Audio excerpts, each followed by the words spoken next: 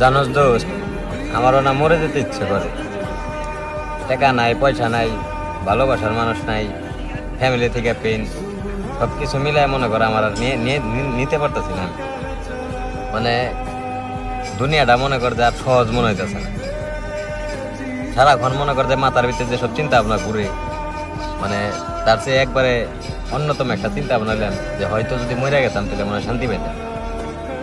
কিন্তু তারপরে মনে কর যে একটা দিনের অপেক্ষা খালি বাইসে থাকি, মনরে মনে কর যে খালি একটা কথা কয়ে সান্ত্বনা দিই যে একদিন না একদিন মনে কর যে সবকিছুর সমাধান হইব, বা 1000 দিনে না হইলে একদিনে হয়তো সবকিছু কমপ্লিট হইব।